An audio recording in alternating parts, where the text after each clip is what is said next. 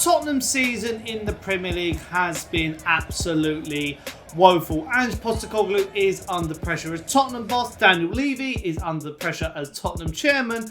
And the players have been criticised and lambasted by fans and rivals alike. But there's a big bit of breaking news that has come out about Tottenham Hotspur that we're going to deep dive into today. So, as I say, today on the Sonny Talk Spurs YouTube channel, we're going to be having a deep dive into this breaking news, assessing it and reacting to it. But before we go any further, if you are new to the channel, then leave a like, subscribe, hit the notification bell, and also leave your comments down below. Are you Levy in or are you Levy out?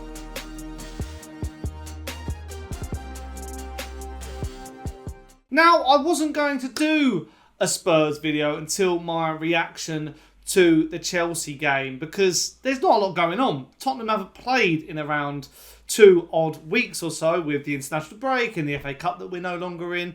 There's not a lot to talk about. I've done a lot of player reactions and manager deep dives, so go back and watch them if you haven't already after this one. But there was a huge bit of breaking news that came out of the football club just yesterday, and I saw it while I was working in the TalkSport offices, and it shocked me to my core because you know what it is, and it always comes around this time of year. It's the financial accounts from the football club. And for those of you who don't know what that means, basically every football club, apart from Manchester City, usually submits their accurate financial report. And what that says is, are they in profit? Are they in loss?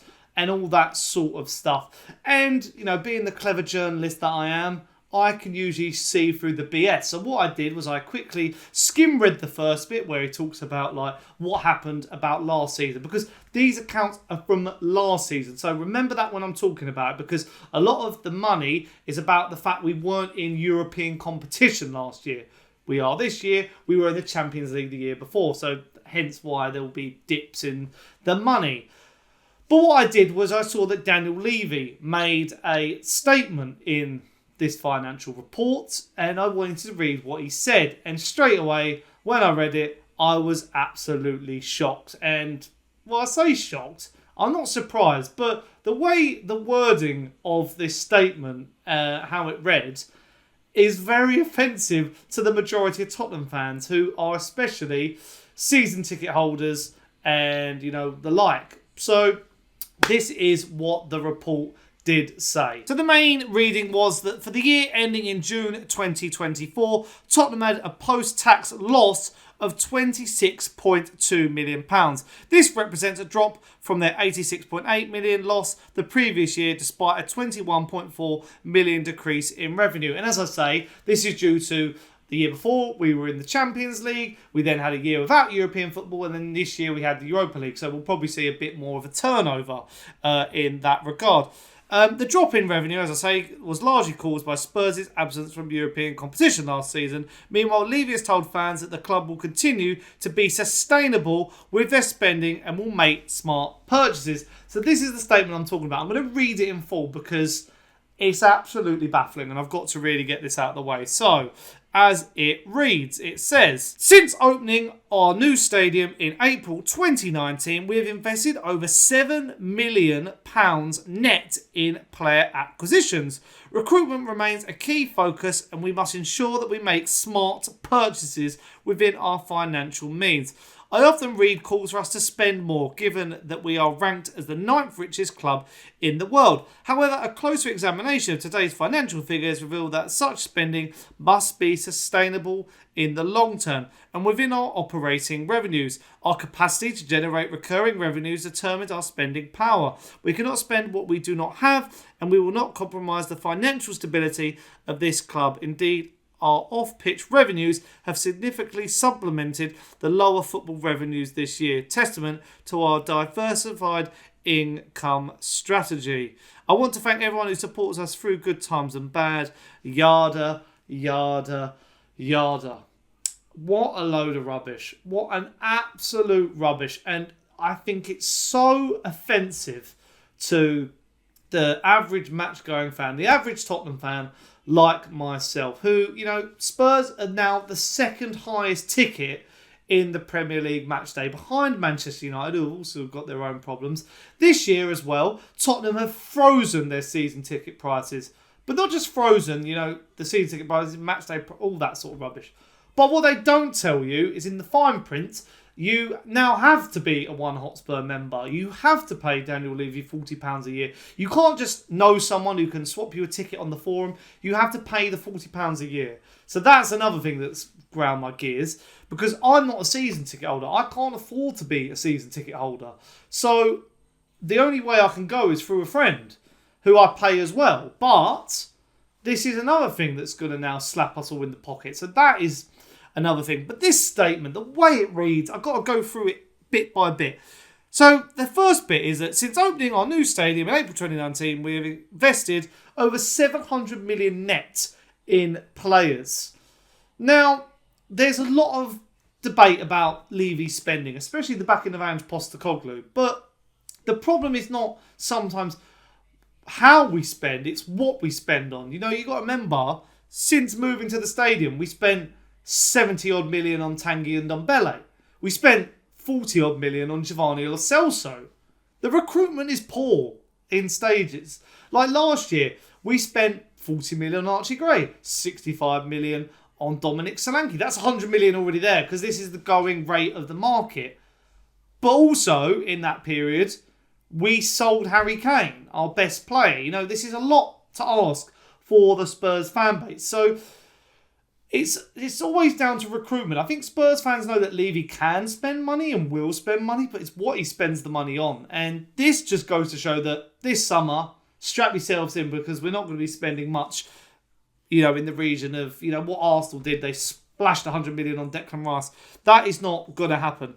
And it goes often say, so they say, smart purchases within our financial means. What's a smart purchase? Is that being savvy? Is that buying youngsters more and hoping they come good and hoping you can turn a profit on them? And then he also says, financial means. I mean, bloody hell, it's acting like we've got the spending power of Southampton. It's an absolute joke.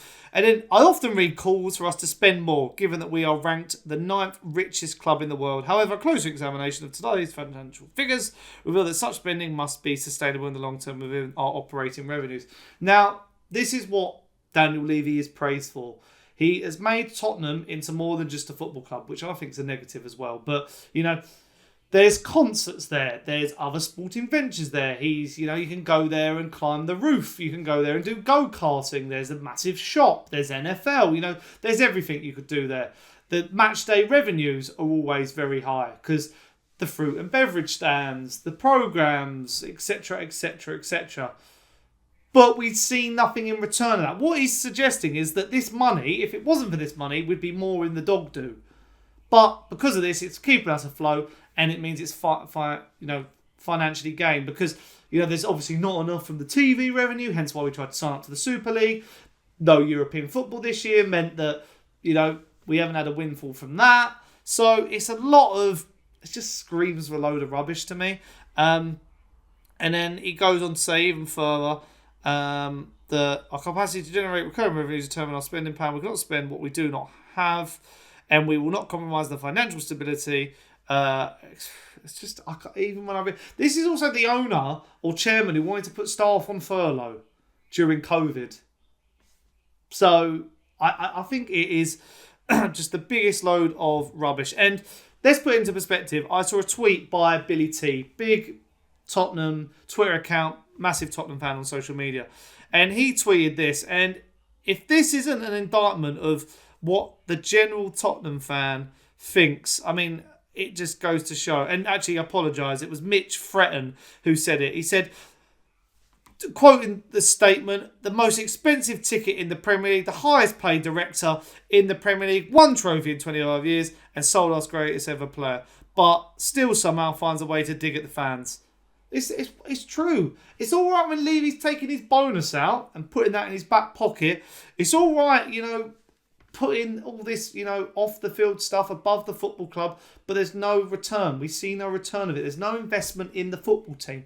You've spent money on a training ground. You've spent money on a stadium, but it's not a football stadium. It's a multi functional venue to be used for everything. And the fact we sold Harry Kane, like, people will say, you know, between Gareth Bale and Harry Kane, we didn't sell many players apart from Kyle Walker.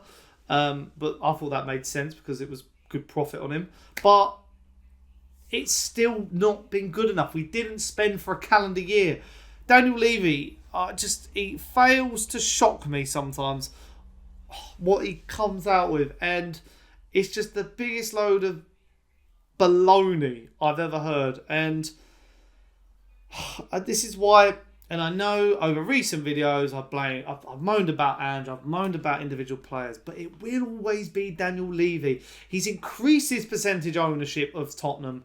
He's got to sell. He has got to sell. Sell while the price is high. If you're moaning about revenue like this, when, you know, this is another thing as well that I should have mentioned earlier, but we have the biggest difference between earnings and player wages.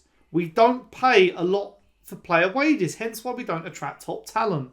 And it just is telling. So it just frustrates me. It's just Spurs in a nutshell. And everyone's reaction to it, I've not seen one person go, fair play Daniel Levy, spot on.